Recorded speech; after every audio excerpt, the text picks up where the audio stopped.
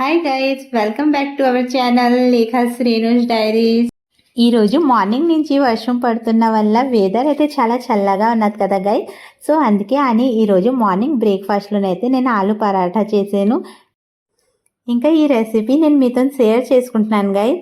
చాలా ఈజీ, ఇంకా చాలా సింపుల్ వేలోని, ఇంకా చాలా క్విక్గా కూడా రెడీ అయిపోతుంది గైస్ ఆలు పరాఠా. సో ఫస్ట్గా నేను పొటాటోస్ బాయిల్ చేసుకున్నానికి పెట్టుకున్నాను ఫ్లేమ్ మీద. సో ఇప్పుడు ఆలు పరాఠా కోసం డో రెడీ చేసుకుంటున్నాను. గోధుమ పిండిలోని కొంచెం సాల్ట్, షుగర్ ఇంకా ఆయిల్ యాడ్ చేసుకొని డో రెడీ చేసుకుంటున్నాను. సింపుల్ చపాతీ లాగే చేసుకోవాలి. డో సాఫ్ట్గా నీట్ చేసుకున్న వల్ల స్టఫింగ్ పెడతాం కదా ఆలు పరాఠాకి. సో ఆ స్టఫింగ్ అయితే బయటికి రాకుండా ఉంటుంది. డో అయితే రెడీ చేసేసుకున్నాను గైస్. డో చేసుకున్న తర్వాత ఇంకా ఇప్పుడు ఆనియన్ ఇవన్నీ స్టఫింగ్ కోసం కట్ చేసుకోవాలి కదా గైస్. సో ఫస్ట్గా నేను ఆనియన్ కట్ చేసుకున్నాను. చిన్న చిన్న పీసెస్లోనే చాప్ చేసుకోవాలి. ఇలా ఆలు పరాఠా చేసుకుంటే గైస్ చాలా అంటే చాలా టేస్టీగా ఉంటుంది. ఇంకా ఇప్పుడు గ్రీన్ చిల్లీ కూడా చాప్ చేసి తీసుకుంటున్నాను. సేమ్ అలాగే ఒక 5 గార్లిక్స్ కూడా చాప్ చేసుకున్నాను గైస్. ఇంకా ½ ఇంచ్ జింజర్ కూడా చాప్ చేసి ఇంకా ఇప్పుడు కొరియాండర్ లీవ్స్ కూడా కట్ చేసుకుంటున్నాను. దెన్ గైస్ ఇప్పుడు ఆలు పరాఠాకి స్టఫింగ్ రెడీ చేసేసుకుందాం. సో ఫస్ట్గా నేను 2 బాయిల్ చేసుకున్న పొటాటోస్ తీసుకున్నాను. ఇంకా ఇప్పుడు ఆనియన్, గార్లిక్ ఇవన్నీ చాప్ చేసి ఉంచుకున్నాం కదా. సో అవన్నీ కూడా యాడ్ చేసేసుకుంటున్నాను స్టఫింగ్లోని.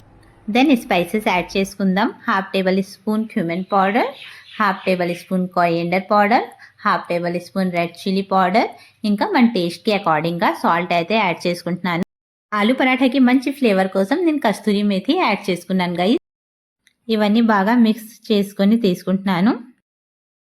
సో గైస్ నా స్టఫింగ్ అయితే రెడీ అయిపోయింది ఆలు పరాఠాకి. ఇంకా ఇప్పుడు ఆలు పరాఠా చేసేసుకుందాం.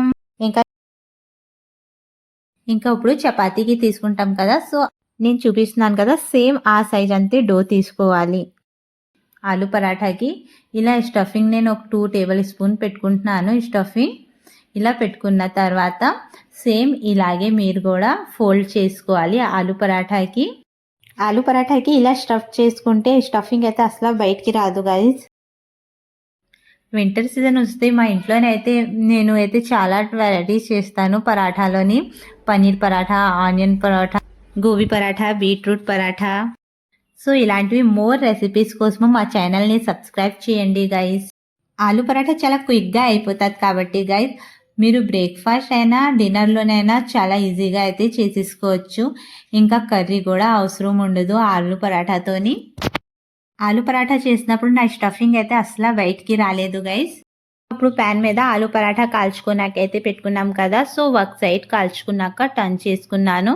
ఇంకా ఇప్పుడు కాల్చుకున్నాం కదా, ఆ సైడ్ అయితే నేను ఆయిల్ అయితే స్ప్రెడ్ చేసుకుంటున్నాను గైస్.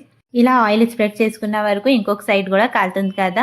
సో ఆ సైడ్ కూడా కాల్చిన తర్వాత టర్న్ చేస్తూ ఆ సైడ్ కూడా సేమ్ అలాగే ఆయిల్ అయితే స్ప్రెడ్ చేసుకుంటున్నాను. ఇంకా ఇలా ఆయిల్ స్ప్రెడ్ చేసుకున్న తర్వాత మన ఆలు పరాఠా అయితే రెడీ అయిపోయింది. అసలే స్టఫింగ్ కూడా బయటికి రాకుండా చాలా క్విక్గా కూడా ఆలు పరాఠా అయితే రెడీ అయింది కదా గైస్. చూస్తే ఎంత బాగుంది కదా. సేమ్ అలాగే టేస్ట్ కూడా చాలా బాగుంటుంది గైస్.